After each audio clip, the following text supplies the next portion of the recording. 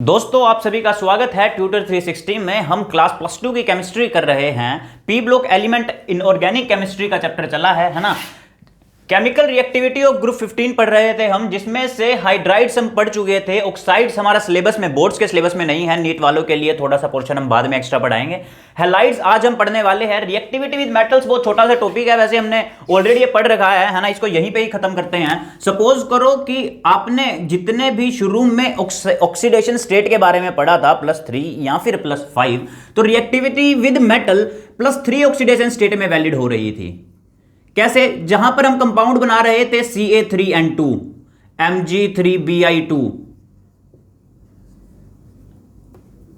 Mg3Sb2, ये सारे के सारे जो कंपाउंड थे वो +3 ऑक्सीडेशन स्टेट में थे और मेटल्स के साथ में थे, इसलिए इसे रिएक्टिविटी विद मेटल्स के अंदर पढ़ा गया था। हाइड्राइड्स हम कर चुके हैं, नीचे डिस्क्रिप्शन में लिंक दे दूंगा, आप पढ़ लेना। आगे हम चल रहे हैं। ऑक्साइड्स हमें नहीं पढ़ना है, हैलाइड्स के बारे में आज हमें अपनी क्लास शुरू करनी है और केमिकल एक्टिविटी ऑफ हाइड्राइड्स हमारी यहां पर खत्म हो जाएंगी। हैलाइड्स का मतलब क्या? हैलाइड्स बेटा इन द सेंस ये है कि हम ग्रुप 17 के जो एलिमेंट हैं उनको ऐड करने वाले हैं। ग्रुप 17 के एलिमेंट कौन कौन से? Fluorine, chlorine, bromine, iodine. और ग्रुप 15 हमारा चल रहा है जिसकी हम प्रॉपर्टीज पढ़ रहे हैं, that is phosphorus, nitrogen, phosphorus, arsenic, antimony and bismuth. ठीक है, अब हम इनके कॉम्बिनेशन देखेंगे, कौन से कॉम्बिनेशन बन सकते हैं, किस स्टेट में बन सकते हैं, और वो सारे के सारे कॉम्बिनेशन जितने भी बनेंगे उनकी क्या प्रॉपर्टीज होंगी या केमिकल रिएक्टिविटी होगी, वो सारा का सारा हम इसमें पढ़ने वाले हैं। तो हैलाइड्स जो हमारा ग्रुप 15 बनाता है वो दो तरीके के हैलाइड्स बनाता है। One is the formula of EX3 and second is the formula of EX5। एक वो EX3 बनाएगा, E आप हमारे ग्रुप 15 के एलिमेंट्स ले सकते हो, और EX5 E ग्रुप 15 के, और X हमारे हैलोजेंस या फिर ग्रुप 17 के आप एलिमेंट्स उन्हें बोल सकते हो। तो सबसे पहले EX3 पढ़ते हैं, और ये ज्यादा इंपॉर्टेंट है एज कंपेयर टू दिस। इसकी कुछ ही रिएक्शंस है जो ज्यादा इंपॉर्टेंट है, इन कंप्लीशन में पूछ लेता है। EX3 की प्रॉपर्टीज भी बहुत ज्यादा इंपॉर्टेंट है। सपोज करो EX3 को अगर हम यहां पर लिखे nitrogen, phosphorus, arsenic, antimony and bismuth, 5 ये हैं, और 4 के साथ ही मैं कंपाउंड बना रहा हूं फ्लोरीन, क्लोरीन, ब्रोमीन, आयोडीन। तो मैं आपको यह बोल रहा हूं कि हमारा यहां पर EX3 मतलब ट्राई हैलाइड हम पढ़ रहे हैं, तो यहां पर NF3 बनेगा, NCl3 बनेगा। ये वाले कंपाउंड्स मैं बाद में बताने वाला हूं। PF3 बनेगा, ASF3 बनने वाला है, SBF3 बनने वाला है, and this is BIF3। Similarly इधर भी आप कर सकते हैं PCl3, PBr3, PI3, ASCl3, ASBr3, ASI3, SBCl3, BICl3, SBBr3, BIBr3, this is SBI3 and this is SBBr, SBBIB-I3। तो ये जितने भी एलिमेंट्स हमारे बने हैं, यहां पर भी अगर मैं बनाना चाहूं तो एलिमेंट्स ये बनेंगे। क्यों बनेंगे ऐसे, वो मैं बाद में इनकी जो प्रॉपर्टीज पढ़ाऊंगा वो स्टडी हम तब करेंगे। NBr3 एज इट इज नहीं मिलेगा, वो साथ में NH3 के साथ मिलेगा। आयोडीन भी ऐसे ही मिलने वाला है, Ni3.NH3। तो ये हमारे कंपाउंड EX3 फॉर्मूला के, ये सारे के सारे जितने भी कंपाउंड है, ये टोटल पॉसिबिलिटी हमारे पास ये है। अब इनकी हम एक एक करके प्रॉपर्टीज पढ़ने वाले हैं कि कौन सा एलिमेंट किस तरीके के कंपाउंड क्यों बना रहा है। सपोज कीजिए हम सबसे पहली प्रॉपर्टीज पे चलते हैं। सबसे पहली प्रॉपर्टी है इसकी स्ट्रक्चर, यानी कि ये EX3 के जितने भी कंपाउंड्स हैं उनका स्ट्रक्चर क्या होगा। मैं एक एग्जांपल लेता हूं, सपोज PCl3। अब स्ट्रक्चर तो सभी का सेम होगा, और एक का ये होगा क्योंकि इलेक्ट्रॉनिक कॉन्फ़िगरेशन उसी प्रकार है ग्रुप्स की, दोनों की, है ना। PCl3 का मतलब क्या? फॉस्फोरस यहां होगा, एक लोन पेयर फॉस्फोरस के पास होगा, और 3 क्लोरीन कहीं यहीं पड़े होंगे साइड में।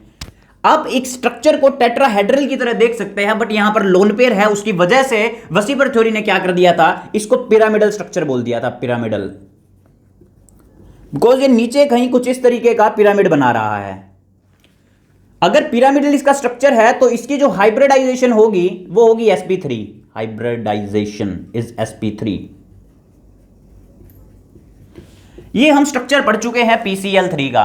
नॉर्मल टेट्राहेड्रल स्ट्रक्चर में 109 डिग्री का एंगल होता है, लेकिन यहां पर 109 का ना होकर थोड़ा सा कम हो जाएगा, बिकॉज यहां पर रिपल्शंस बॉन्ड पेयर और बॉन्ड पेयर की है, वहां पर 4 बॉन्ड पेयर होते हैं टेट्राहेड्रल में, इसलिए ज्यादा रिपेल कर जाता है, बट ये रिपल्शंस थोड़ी कम है, तो इसका जो एंगल होगा वो 96.8 डिग्री के आसपास होने वाला है। PCl3 का जो स्ट्रक्चर होगा वो पिरामिडल होगा, हाइब्रिडाइजेशन उसकी sp3 होगी। और ये भी जानकर आपको अच्छा लगेगा कि PCl3, मान लो यहां पर PCl3 था, मैं यहां पर NCl3 लिखता हूं, PF3 लिखता हूं, फिर यहां पर PBr3 लिखता हूं, फिर यहां पर PI3 लिखता हूं। तो जैसे हम ग्रुप में चलेंगे, नीचे ग्रुप में 17 ग्रुप का हमारे पास ग्रुप चल रहा है, फ्लोरीन, क्लोरीन, ब्रोमीन, आयोडीन, तो ये जो ग्रुप चल रहा है नीचे, ये साइज जो है वो इंक्रीज कर रहा है हमारे साइड वाले एटम का। तो अगर यहां पर क्लोरीन था, सपोज करो यहां पर फ्लोरीन होता, PF PF PF and this is lone pair.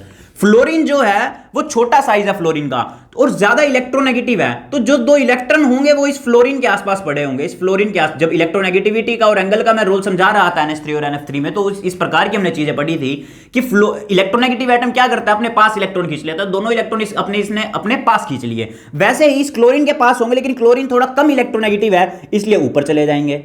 और लास्ट तक जाते जाते जब हम PI3 या फिर PBr3 की बात करें, तो जो एलिमेंट है वो बहुत ज्यादा लेस इलेक्ट्रोनेगेटिव है, तो जो हमारे इलेक्ट्रॉन्स है वो यहां पर मिलने वाले हैं। यहां पर जब इलेक्ट्रॉन पास पास होते हैं तो रिपल्शंस होने के ज्यादा चांसेस है एज कंपेयर टू जब यहां पर है तो डिस्टेंस कम है इसलिए रिपल्शन कम है। यहां पर इलेक्ट्रॉन डेंसिटी ज्यादा है तो रिपल्शन ज्यादा है, बॉन्ड पेयर की रिपल्शन ज्यादा होने की वजह से हमारा जो एंगल है वो इंक्रीज हो जाएगा कम से कम भी 102 डिग्री तक। तो अगर मैं ऑर्डर लिखना चाहूं कि what is the order of angle, ये क्या होगा, PF3 इंक्रीजिंग ऑर्डर में जाएगा, PCl3, PBr3 एंड PI3। क्यों हुआ ये? जस्ट बिकॉज हमारा जो इलेक्ट्रोनेगेटिव एटम है वो डिक्रीज कर रहा है अपनी इलेक्ट्रोनेगेटिविटी को। तो इस तरीके से हमें एंगल का ऑर्डर मिलने वाला है। ये पहली प्रॉपर्टी हम स्ट्रक्चर की कर रहे हैं। दूसरी प्रॉपर्टी की ओर चलते हैं। ये स्ट्रक्चर पढ़ा है हमने अभी, इसका दूसरी प्रॉपर्टी की ओर चलते हैं। इसका जो बॉन्ड है, जितने यहां पर अभी तक हमने कॉम्बिनेशंस देखे, PI3, PBr3, NF3 से लेके NCl3 तक, तो वो जो बॉन्ड्स हैं वो सारे, उनका नेचर क्या है? एक्चुअल में जो इनका नेचर होता है वो होता है कोवलेंट, मतलब दे आर प्रीडोमिनेंटली कोवलेंट। वैसे तो वो कोवलेंट होते हैं मोस्टली, लेकिन जब मैं डाउन द ग्रुप चल रहा होता हूं तो हमारा जो आयनिक करैक्टर है वो इंक्रीज करता चला जाता है। आयनिक करैक्टर इंक्रीज क्यों इंक्रीज कर रहा है आयनिक करैक्टर? जैसे कि आप देख सकते हैं, अगर मैं यहां पर NF3 लिखूं, NF3, फिर यहां पर PF3 और लास्ट तक जाते जाते ये क्या बनेगा, BIF3। तो ये जो एटम है इसका साइज बड़ा है, इसका साइज छोटा है, एक का साइज बड़ा, एक का साइज छोटा। तो मोस्टली ये या तो इलेक्ट्रॉन दे देगा या ले लेगा, इसलिए इसका जो आयनिक करैक्टर है वो ज्यादा डोमिनेंट होता है एज कंपेयर टू ऊपर की तरफ, क्योंकि यहां पर जो है कहीं ना कहीं इलेक्ट्रोनेगेटिविटी एज कंपेरेबल है। ये N है, ये F है, दोनों ही की इलेक्ट्रोनेगेटिविटी कंपेयर है, तो दोनों इलेक्ट्रॉन, हाँ फ्लोरीन की ज्यादा है तो यहां होंगे, बट इनका जो बॉन्ड है ये थोड़ा सा स्ट्रॉन्ग होगा, है ना, एज कंपेयर टू दिस। तो इसलिए हमारा जो डाउन द ग्रुप जब हम चलते जाएंगे तो हमारा जो इलेक्ट्रोनेगेटिविटी होगी वो डिक्रीज हो रही होगी, उसी की वजह से हमारा जो कोवेलेंट करैक्टर होगा वो डिक्रीज हो रहा होगा। तो लास्ट का जो भी हमारे पास कॉम्बिनेशन बनेगा, फॉर एग्जांपल BIF3 बन रहा है, वो क्या होगा, आयनिक होगा, और बाकी सारे के सारे जो है वो कोवेलेंट होंगे। अगर ऑर्डर आपसे पूछ लिया जाए आयनिक करैक्टर का ऑर्डर लिखिए, तो आप क्या लिखोगे अपने में कि NF3, PF3, ASF3, SBF3 and BIF3।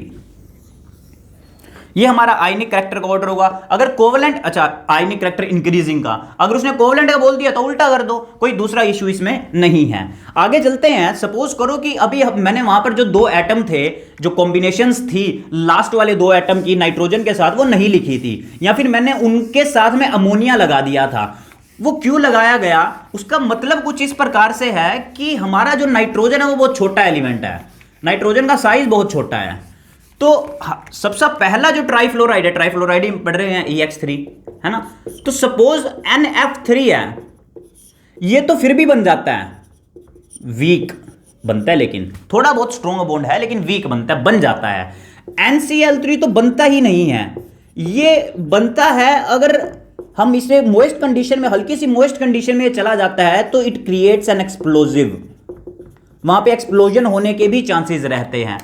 NBr3.NH3 लगाया था मैंने, ये क्यों लगाया कि NBr3 अकेला तो मिलेगा ही नहीं यार, नाइट्रोजन का साइज इतना, ब्रोमीन का साइज इतना, तो ये कंपेरेबल साइज ही नहीं है। अपनी बॉन्ड लेंथ को वो कंपेयर, इलेक्ट्रॉन कहां पड़े हैं कहां नहीं पड़े हैं उस चीज के बारे में पता ही नहीं है। तो ये एक सॉल्यूशन के अंदर मिलने वाला, एक सोलवेंट के अंदर मिलने वाला है, वो सोलवेंट यहां पर क्या है, अमोनिया। NH3 हमारा सोलवेंट है।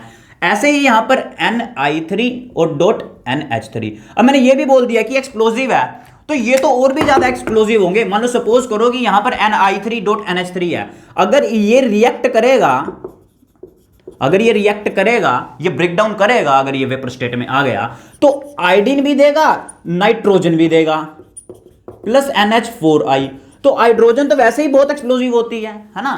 ये जो गैसेस यहां पर निकल रही हैं वो थोड़ी सी एक्सप्लोजिव होती है और ये एकदम ब्लास्ट की तरह पर निकलती है ह्यूमिड कंडीशंस के अंदर, है ना। तो आगे चलते हैं। ये हमारे पास जो कार्यक्रम था वो NF3, NCl3, NBr3, Ni3.NH3 के अंदर था। अब आगे चलते हैं। अब ये जो NF3 है ये वीक भले ही है ना, ये मतलब बन रहा है ओनली। अगर कोई पूछ ले ट्राइफ्लोराइड अकेला कौन सा बनता है नाइट्रोजन फैमिली का, तो वो NF3 अकेला है हैलोजेंस के साथ में, यही बनाएगा। हाँ वीक है, लेकिन ये भी बात सच्चाई है, ये बन तो जाता है लेकिन इसकी हाइड्रोलिसिस नहीं कर सकते हम, हाइड्रोलिसिस नहीं कर सकते। बाकियों की हाइड्रोलिसिस हो सकती है, भाई ये तो बन ही नहीं रहे तो इसकी तो बात ही नहीं करते हम, हटा देते हैं इनको। अगर PCl3 ले लें, मान लो PCl3 ले, ठीक है, nitrogen phosphorus arsenic antimony and bismuth, एक साइड ये था, एक साइड था फ्लोरीन क्लोरीन ब्रोमीन आयोडीन, है ना। तो ये तो इसकी तो बात कर ही नहीं रहे हम, तो हम यहां पे चलते हैं, ठीक है। ये जो PCl3 है, फिर यहां पर ASCl3 आएगा, SbCl3 आएगा, BiCl3 आएगा, PCl3, ASCl3, SbCl3 और लास्ट में BiCl3। अगर मैं इनको हाइड्रोलिसिस कर दूं, वाटर के अंदर डाल दूं,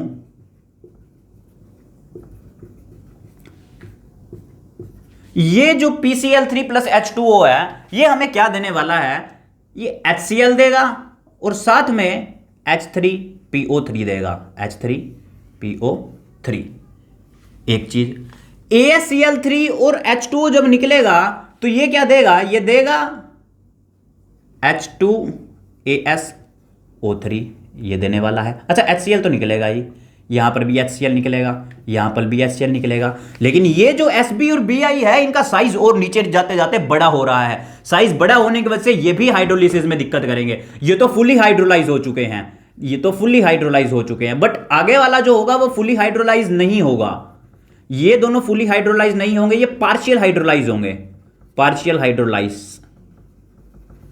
के अंदर क्या बनेगा, HCl तो निकल चुका है, साथ में इनके आय निकलेंगे, SbO पॉजिटिव Cl नेगेटिव, इधर से BiO पॉजिटिव और Cl नेगेटिव, है ना। बिस्मथ ऑक्सीक्लोराइड, एंटीमनी ऑक्सीक्लोराइड, तो इस तरीके के आयंस बनेंगे। हाइड्रोलिसिस इनका इस प्रकार से होने वाला है। ये जो हमने अभी तक हाइड्रोलिसिस पढ़ा, ये ट्राइफ्लोराइड के हाइड्रोलिसिस हम पढ़ रहे हैं। NCl3 का जो हाइड्रोलिसिस था वो नहीं होता है। PCl3, ASCl3, SbCl3, BiCl3, इस तरीके से हाइड्रोलाइसिस होता चला जाता है। आप देख रहे हो पहले तो फुली हाइड्रोलाइज हो रहा था, अब ये पार्शियल हाइड्रोलाइसिस हो रहा है। अगर कोई पूछ ले कि हमारा जो हाइड्रोलिसिस है उसका ऑर्डर क्या है, कौन ज्यादा हाइड्रोलाइसिस होगा या कौन ज्यादा हाइड्रोलिसिस नहीं होगा, हाइड्रोलिसिस ऑर्डर, तो hydrolysis order decrease down the group क्या हो रहा है, कम हो रहा है। अगर मैं लिखूं NCl3, है ना, फिर हम डिक्रीज हो रहा है NCl3, PF3, अच्छा इसकी तो बात ही मत करो ना, N की, PCl3 डिक्रीज हो रहा है, ASCl3, SbCl3 एंड BiCl3। तो यहां से जो हमारा ऑर्डर है वो डिक्रीज होने वाला है। मतलब दूसरी प्रॉपर्टी भी हमारी कंप्लीट है, दैट इज हाइड्रोलिसिस की, ये दूसरी प्रॉपर्टी थी। तीसरी प्रॉपर्टी पे हम चलते हैं। तीसरी प्रॉपर्टी है लेविस स्ट्रेंथ की, लेविस एसिडिक स्ट्रेंथ की। आप देख रहे हो। अच्छा, लेविस एसिड, एसिडिक का मतलब क्या है? लेविस एसिड, जब हम HSAB प्रिंसिपल या एसिड बेस प्रिंसिपल पढ़ेंगे तो हम वहां पे देखेंगे लेविस एसिड वो एसिड्स होते हैं जो अपने आप या फिर अपने ऊपर दो इलेक्ट्रॉन्स को ले लेते हैं, इलेक्ट्रॉन्स को एक्सेप्ट कर लेते हैं। जो इलेक्ट्रॉन्स को एक्सेप्ट कर लेते हैं उन्हें बोला जाता है लेविस एसिड। तो हमारे जितने भी ये यहां पर ट्राइक्लोराइड बन रहे थे वो एक बहुत अच्छे लेविस एसिड हैं। मान लो हम देख लेते हैं, अगर PCl3 था, PCl3 क्लोरीन के साथ अगर इसको ले लूं, दो इलेक्ट्रॉन ये PCl3 ले लेगा और PCl5 बना देगा। एक चीज, AsCl3 को अगर क्लोरीन दे दिया जाए तो ये भी AsCl5 बना लेगा। तो मतलब ये तो दो दो इलेक्ट्रॉन ले रहे हैं। आगे भी देख लेते हैं, SbCl3 और BiCl3, इनका फिर वही, जब हाइड्रोलिसिस पार्शियल हो सकता है, इनका जो साइज है वो बहुत बड़ा है, जो बॉन्ड है वो इजीली टूट सकते हैं, तो इनकी जो यहां पर ये इलेक्ट्रॉन लेंगे वो इतना इजीली इलेक्ट्रॉन नहीं लेने वाले। मतलब इनकी एसिडिक स्ट्रेंथ थोड़ी सी कम होने वाली है एज कंपेयर टू ऊपर वालों से। न्यूक्लियर चार्ज कम है, नहीं इलेक्ट्रॉन खींच सकता है इतना इजीली, ये इलेक्ट्रॉन खींच सकते हैं। अब SbCl3 और BiCl3 मैं यहां पर लिख देता हूं 2Cl नेगेटिव 2Cl नेगेटिव, है ना, ये दो इलेक्ट्रॉन लेकर क्या बना देगा? SbCl5 2 negative, BiCl5 2 negative. देखो इन रिएक्शंस को अच्छे से समझने की कोशिश करो, क्योंकि पी ब्लॉक एलिमेंट्स के अंदर सिर्फ और सिर्फ रिएक्शंस का ही काम है, प्रॉपर्टीज का ही काम है, स्ट्रक्चर का ही काम है, जो हम बेसिक्स यहां पे पढ़ रहे हैं, दूसरी कोई चीज नहीं है। अब लेविस एसिड की बात करो। अच्छा, आप एक बात देखो, ये क्यों है ऐसे? क्योंकि इनके पास तो डी ऑर्बिटल है, डी ऑर्बिटल है इनके पास। ये था NPAS Sb और Bi, है ना। सपोज इसका 5 था, इसका 15 था। अब ये जो 5 था ये था 1s 2p7, सॉरी 2 2 4 और 3 7। अब यहां तो डी ऑर्बिटल आई ही नहीं।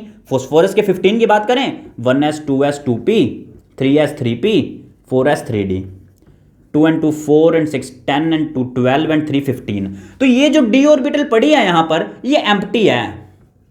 अब इसके यहां पे आएगी, इलेक्ट्रॉन्स नहीं जा सकते, लेकिन यहां पर इन डी ऑर्बिटल्स, ये डी ऑर्बिटल बहुत ज्यादा पास है पी ऑर्बिटल के, पी का न्यूक्लियर चार्ज भी अच्छा है, तो वो दो इलेक्ट्रॉन आसानी से खींच सकता है। तो ये क्लोरीन इन्होंने ले लिए और अपने अपने पास क्या कर लिया? क्लोरीन को एक्वायर कर लिया। लेकिन अगर डी नाइट्रोजन की मैं बात करूं तो इसके पास तो डी ऑर्बिटल है ही नहीं। अगर इसके पास डी ऑर्बिटल नहीं है तो ये इलेक्ट्रॉन को नहीं ले सकता। लेकिन क्या इसके पास लोन पेयर है? बिल्कुल इसके पास लोन पेयर, तो लोन पेयर ये दे सकता है। अगर इलेक्ट्रॉन लेने वाला लेविस एसिड होता है, इलेक्ट्रॉन देने वाला क्या होगा? Lewis base. तो हमारे पास अगर ऑर्डर पूछ लिया जाए लेविस एसिड का, ऑर्डर क्या है लेविस एसिडिक स्ट्रेंथ का, तो अब देख रहे हो डिक्रीज हो रही है। अच्छा, इसकी तो बात ही नहीं करूंगा, तो लेविस बेस है, तो मैं यहां पे क्या करने वाला हूं? PCl3, AsCl3, SbCl3 and BiCl3। अगर मैं सेम ग्रुप के सेम ही एलिमेंट के साथ, हलाइड के साथ डील करके इसको पढ़ूं तो वो भी एसिड स्ट्रेंथ डिक्रीज ही करेंगे और जो रीजन है वो भी सेम ही रहेगा। फॉर एग्जांपल अगर मैं लिखना चाहूं PCl3, PF3 एंड PI3, इधर आएगा PCl PBr3 and this is PF3। तो यहां पर भी एसिडिक स्ट्रेंथ क्या होगी? डिक्रीज होने वाली है भले इनके पास डी ऑर्बिटल, इसके पास भी डी ऑर्बिटल है, इसके पास भी डी ऑर्बिटल है, इसके पास भी डी ऑर्बिटल है। यहां पे तो क्राउडिंग बहुत ज्यादा है। PI3 का जो स्ट्रक्चर है उसमें आयोडीन बहुत बड़े साइज का है, यहां पर आयोडीन भी बहुत बड़े साइज का हो गया, आयोडीन भी बहुत बड़े साइज का हो गया, तो इलेक्ट्रॉन को इसलिए नहीं जाने देगा, नहीं जाने देगा, नहीं दे रहा है इलेक्ट्रॉन, तो ज्यादा एसिडिक नहीं है। तो इस तरीके से हम एसिडिक और बेसिक स्ट्रेंथ, अगर बेसिक स्ट्रेंथ पूछ ले तो उल्टा लिख दो, है ना, कोई अलग इसका रीजन नहीं है। तो हमारे पास ये जो EX3 या फिर ट्राई हलाइड की जो प्रॉपर्टीज थी वो खत्म होती हैं, है ना। ट्राई हलाइड में हमने सब कुछ पढ़ लिया। सबसे पहले हमने स्ट्रक्चर पढ़ा, जो स्ट्रक्चर था वो पिरामिडल था, 96 डिग्री का उसमें एंगल था। हमारा जो ट्राई हलाइड हम पढ़ रहे थे वो हाइड्रोलिसिस सिर्फ और सिर्फ NF3 की नहीं हो सकती थी, नाइट्रोजन वालों की नहीं हो सकती थी, है ना। नाइट्रोजन वाले तो बन ही नहीं रहे थे EX3 में। लास्ट वाले तो ऐसे थे वो जो बहुत ज्यादा एक्सप्लोजिव थे, कोई क्लोरीन फेंक रहा था, कोई आयोडीन फेंक रहा था, है ना, कोई HCl जैसी गैसेस फेंक रहा था। अब हम आगे चल रहे हैं, दैट इज पेंटाहलाइड। पेंटाहलाइड का हम केसेस पढ़ने वाले हैं, है ना। मतलब हम हैलाइड का कौन सा फॉर्मूला लेंगे? EX5। यहां पर मैं साइड में बना लेता हूं ताकि आपको वहां से देखने में इजी रहे। EX5EX, nitrogen, phosphorus, arsenic, antimony and bismuth, fluorine, chlorine, bromine and iodine. ये देखते ही काटा मान लो कि ये तो बनने ही नहीं वाले हैं, ये तो बनेंगे ही नहीं। एक ये बन सकता है BiF5, ये बनेगा BiF5। अच्छा, EX5 की बात कर रहा हूं, मतलब जो हमारे पास हेलोजन है उसके 5 एलिमेंट है और इस E का ग्रुप 15 का एक ही है। ये बनने वाले हैं PF5, PCl5, PBr5। इधर से ये बनेगा ASF5, ये भी बनेगा SBF5। ये बनने वाला है ASCl5, ये नहीं बनेगा, है ना। ये बनने वाला है, ये भी नहीं, हाँ ये बनेगा SbCl5। ठीक है, तो इस तरीके से हमारे जो एलिमेंट है वो बनने वाले हैं। अब ये क्यों नहीं बन रहे हैं, तो आप देख सकते हो नाइट्रोजन के पास d ऑर्बिटल ही नहीं है, नालायक वो गरीब है। अगर ये गरीब है, जब है ही इसके पास 3 की जगह, तो ये 5 नहीं ले सकता। नाइट्रोजन का साइज भी छोटा है, 5 बड़े बड़े दूसरे एलिमेंट को अपने पास लगाना बॉन्ड के, इसको इजी नहीं लगता है, वो आसान नहीं है, इसलिए ये तो बनते ही नहीं है। रेस्ट ऑफ ये बनते। अच्छा, ये भी अगर आप देखो तो यहीं से रीजन नेग्लेक्ट कर दो कि जो एलिमेंट का साइज, यहां पर आयोडीन का साइज बहुत बड़ा हो चुका है, यहां पर बिस्मथ का साइज बहुत बड़ा हो चुका है। साइज जब बड़े हो जाते हैं, एक साइज बहुत बड़ा होता है, एक साइज बहुत छोटा होता है, या फिर दोनों ही साइज बहुत बड़े बड़े होते हैं, तो उस केस में हमारे फेजान रूल लगता है, जो हम इनऑर्गेनिक के दूसरे चैप्टर में पढ़ने वाले हैं, है ना। तो फेजान रूल ये बोलता है वो नहीं बनने वाले हैं, उसको हम कुछ भी नहीं कर सकते, है ना। आगे अगर इस बात को हम समझने की कोशिश करें तो हम ये देख सकते हैं कि ज्योमेट्री इनकी PF5, PCl5, BR5, ASF5, SBF5, SBCl5 and BF5, इनकी ज्योमेट्री क्या होगी। अगर ज्योमेट्री की बात करें तो इनकी जो ज्योमेट्री होगी वो होगी trigonal pyramidal, trigonal bi pyramidal, that is TBP, है ना, TBP या फिर ट्राइगोनल बाई पिरामिडल।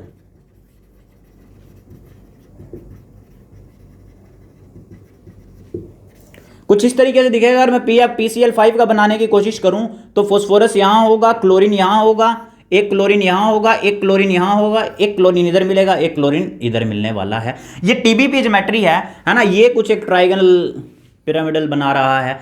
इन तीनों क्लोरीन को, जो ये 3 है, ये 3 एक्सिस हैं। इन एक्सिस मतलब ये 3 जो बॉन्ड है इनको बोला जाता है एक्सियल बॉन्ड, एक्सियल बॉन्ड। ये जो 2 बॉन्ड है जो खड़े, सॉरी, इनको इक्विटोरियल बॉन्ड बोला जाता है, इक्विटोरियल, ये इक्विटोरियल बॉन्ड्स हैं। ठीक है, ये जो 2 बॉन्ड है जो बिल्कुल परपेंडिकुलर है इस प्लेन के, ये प्लेन में है, ये जो 3 बॉन्ड है वो इस प्लेन में है, ये जो 2 बॉन्ड है वो इस प्लेन में है। तो आप देख सकते हो कि ये जो एंगल है वो 90 डिग्री है। ये 3 के अंदर एंगल एक ट्राइंगल की तरह है, तो 120 डिग्री का एंगल बनेगा। ये इक्विटोरियल बॉन्ड है, ये एक्सियल बॉन्ड होंगे। अब एक्सियल बॉन्ड को 3 बॉन्ड से, 3 बॉन्ड एक्सिस में है, यहां पर है, तो ये जो 2 बॉन्ड है इनको 3 बॉन्ड से रिपल्शन मिल रही है, इसलिए इनका एंगल 90 डिग्री है। लेकिन ये जो 3 है इनको तो 2 से ही मिल रही है। ये जो 3 बॉन्ड है इनको इन दोनों से रिपल्शन मिल रही है, ये जो 2 बॉन्ड है इनको तीनों से मिल रही है, इसलिए ये एक्सियल बॉन्ड जो है वो लेंथी बॉन्ड है। अगर लेंथ की बात करूं तो एक्सियल बॉन्ड ज्यादा बड़ा है इक्विटोरियल बॉन्ड से। क्यों? क्योंकि ज्यादा क्लोरीन एटम से या फिर ज्यादा दूसरे एटम से वो रिपेल हो रहा है, इक्विटोरियल बॉन्ड। अगर हाइब्रिडाइजेशन की बात करूं तो वो sp3d2 होगी। हाइब्रिडाइजेशन दैट इज sp3d2, हम ये केमिकल बॉन्डिंग के अंदर पढ़ने वाले हैं, हाइब्रिडाइजेशन कैसे निकाली जाती है। ठीक है, तो हमने ज्योमेट्री पढ़ ली है, एक्सियल बॉन्ड और इक्वेटोरियल बॉन्ड के बारे में पढ़ लिया है, TBP के बारे में पढ़ लिया है। अब हम इनकी फॉर्मेशन देखते हैं कि इनको बनाया कैसे गया। वैसे तो आप देख ही चुके हो, जब हम ट्राइफ्लोराइड कर रहे थे तो ट्राइफ्लोराइड में जब हमने रिएक्शन से की थी ट्राइफ्लोराइड की दूसरे हैलाइड से, तो वहां पर पेंटाफ्लोराइड भी बन रहे थे। फॉर एग्जांपल अगर मैं बोल दूं PCl3 है, PCl3 में अगर क्लोरीन मिला दूं तो वो PCl5 बना देगा। अब कोई पूछेगा क्लोरीन कहां से आएगा, तो क्लोरीन आएगा CCl4 से, है ना। CCl4 में हाइड्रोजन ऐड करो, है ना, हाइड्रोजन ऐड करोगे क्लोरीन निकाल दोगे, हाइड्रोजन ऐड करोगे क्लोरीन निकाल दोगे, तो क्लोरीन वहां से एट लास्ट निकल जाएगा और वो क्लोरीन आप PCl3 में ऐड कर दोगे तो PCl5 हमें मिल जाएगा। नेक्स्ट अगर देखने की कोशिश करें तो हम ये देख सकते हैं Sb2O5 Sb2O3 प्लस F2, ये बनाएगा SbF5 plus O2। Next Bi2O3 बनाने वाला है F2 के साथ BiF5 प्लस O2। तो ये भी पेंटाफ्लोराइड इस तरीके से बन जाएंगे, किसी में ज़्यादा मुश्किल नहीं आने वाली, पेंटाफ्लोराइड बनाने थोड़े से इजी हैं। आगे चलते हैं, आगे हम प्रॉपर्टीज़ के बारे में पढ़ने वाले हैं। तो जिस तरीके से पहले की प्रॉपर्टीज़ पढ़ी थी उसी प्रकार हम इन पेंटाफ्लोराइड की प्रॉपर्टी भी स्टडी करेंगे। हमने यहाँ पर पेंटाफ्लोराइड बना दिए हैं, अगर आप ध्यान से देखो, अच्छा एक मिट गया है, दैट इज बिस्मथ BiF5, है ना। तो कोवलेंट और आयनिक में बात वही है कि ये क्या है, ये कोवलेंट है, ये आयनिक है। आयनिक करैक्टर क्या हो रहा होगा, इंक्रीज हो रहा होगा, रीजन क्या रहेगा, वो बिल्कुल सेम रहेगा, कोई दूसरी चीज नहीं है। अब देखो जो हमारा PF5 है ना, PF5 तो हमारा कोवलेंट में मिल जाता है, AsF5 भी मिल जाता है ना। लेकिन हमारा जो ये एंटीमनी है SbF5, ये जनरली ऐसा ना मिलकर है, कुछ ऐसा मिलने की कोशिश करता है ना। ये जो है ये हमें मिलते हैं कोवलेंट स्टेट में, SbF4 plus and SbF6 minus. तो ये क्रिस्टलिन फॉर्म में मिलते हैं। इनके बारे में हम कोऑर्डिनेशन केमिस्ट्री के अंदर भी पढ़ेंगे, है ना। SbF4 प्लस SbF6 नेगेटिव जो बिस्मथ वाला है वो भी इस प्रकार मिलने वाला है, BiF5 that is BiF4 plus and F negative, कि ये हमारे मॉइस्ट स्टेट में कैसे मिलेंगे, कुछ इन फॉर्म्स में ये प्रेजेंट होंगे हमारे जो फ्लोराइड्स हैं। नेक्स्ट अगर देखें तो आप देख सकते हो कि हमारे जितने भी ये पेंटाफ्लोराइड हैं, है ना, वो सारे के सारे एक आयन एक्सेप्टर होंगे, उनके पास d ऑर्बिटल्स हैं, इसके पास भी d ऑर्बिटल है, इसके पास भी है, इसके पास भले ही खाली है तभी तो वो इलेक्ट्रॉन एक्सेप्ट कर सकता है। अगर उसने इलेक्ट्रॉन को एक्सेप्ट कर लिया, सपोज ये SbCl5 था, इसने क्लोरीन को एक्सेप्ट कर लिया, तो ये क्या बना देगा, SbCl6 नेगेटिव। तो ये क्या है, ये क्लोरीन आयन एक्सेप्टर है। एक और चीज, एक और प्रॉपर्टी है इसकी, क्या, जो हम शुरू में देख रहे थे, दैट इज अगर ये PCl5 है ना, PCl5 बहुत ही ज्यादा क्या है, वीक है। अगर वीक है तो ये वेपर स्टेट में टूट जाएगा, देखो PCl5 वेपर स्टेट में तो ऐसे ही मिलने वाला है, PCl3 प्लस क्लोरीन, तो इसको रखा ही मॉइस्ट स्टेट में जाता है। अगर इस तरीके से इसको चाहते हैं हम अपने पास, तो PCl3 कैसे टूट चुका, PCl3 प्लस, अगर ये हल्की सी भी हीटिंग रूम टेम्परेचर पे भी टूट जाएगा, PCl3 plus chlorine, PCl5 to form PCl3 plus chlorine. तो आप देख सकते हो क्लोरीन निकल रहा है यहां पर। जहां पर भी क्लोरीन निकल रहा होता है हम बोलते हैं कि that is a chlorinating agent. Electron देने वाला रिड्यूसिंग एजेंट होता है, इलेक्ट्रॉन लेने वाला ऑक्सीडाइजिंग एजेंट होता है, तो क्लोरीन देने वाला क्या हुआ, क्लोरीनेटिंग एजेंट। तो हम ये भी बोलते हैं कि ये सारे के सारे क्या है, क्लोरीनेटिंग एजेंट हैं। अगर आप ये भी देख सकते हो कि यहां पर इसका कोऑर्डिनेशन नंबर 5 है, 5 क्लोरीन ले रखा है, लेकिन यहां पे 6 हो चुका है। अगर यहां पे इसकी हाइब्रिडाइजेशन sp3d थी, तो यहां पर इसकी हाइब्रिडाइजेशन sp3d2 होगी, sp3d2। मैं ये भी बता दूं कि वैसे तो ये जो हमारे एलिमेंट्स हैं इनका हाइड्रोलिसिस नहीं करते हैं हम, बट अगर कुछ पेंटाफ्लोराइड का हाइड्रोलिसिस ऐसे होता है, जैसे वहां पर हमें H3BO3 फॉस्फोरिक एसिड मिल रहा था, है ना, यहां पर हमें हाइपोफॉस्फोरिक एसिड मिलेगा, दैट इज H3PO4। अगर मैं हाइड्रोलिसिस कर दूं किसका, ASCl5 का भी कर दूं, PCl5 का भी कर दूं, कोई फर्क नहीं पड़ता है। PCl5 का अगर हाइड्रोलिसिस कर दिया जाए, है ना, तो यहां पर क्या मिलने वाला है, दैट इज H3PO4। तो हमारे पास इन तरह की चीजें हैं। जब हम हैलाइड्स बना रहे होते हैं, 2 प्रकार के हैलाइड बनते हैं, that is one is EX3 and one is EX5, that is trifluoride and pentafluoride. ये जो ट्राइफ्लोराइड है और पेंटाफ्लोराइड है, इन सभी की प्रॉपर्टीज हम कर चुके हैं। केमिकल रिएक्टिविटी ऑफ ग्रुप 15 के अंदर हम ये सब पढ़ रहे हैं। चारों प्रॉपर्टीज केमिकल रिएक्टिविटी की हम कर लिया हमने। नेक्स्ट जो हम पढ़ेंगे वो डाई नाइट्रोजन के बारे में पढ़ेंगे, या फिर नाइट्रोजन की कुछ एनोमलस प्रॉपर्टीज के बारे में पढ़ेंगे। जो पहले का लेक्चर था पी ब्लॉक का, वो भी जरूर देखना, क्योंकि हम जब भी इनऑर्गेनिक की बात करते हैं तो हमें step by step, bit by bit और एकदम सब कुछ एक ही प्लान्ड में चाहिएगा। तो अगर आप ये वीडियोस देख रहे हैं तो आप पुरानी वीडियोस जरूर एक बार गो थ्रू कीजिए वहां से। और मैं तो ये भी बोलूंगा कि शॉर्ट्स जो मैंने डाल रखे हैं वहां पर आप शॉर्ट्स को देखिए, क्योंकि शॉर्ट्स में बिल्कुल बेसिक चीजें हैं, शेप्स की, इनके इलेक्ट्रोनेगेटिविटी की, एटॉमिक रेडियाई की, मेटेलिक रेडियाई की, कोवलेंट करैक्टर की, आयनिक करैक्टर की। जब आप वो सारे के सारे छोटे छोटे कॉन्सेप्ट इनके ऊपर सोचोगे तो आपके बिल्कुल एक्यूरेट फिट होंगे और आपको ऐसा लगेगा कि इनऑर्गेनिक केमिस्ट्री बहुत ज्यादा ईजी है। ऑल द बेस्ट आपकी प्रिपरेशन के लिए, है ना। लाइक करें, शेयर करें और सब्सक्राइब करें अपनी वीडियोस आगे चाहने के लिए। Thank you.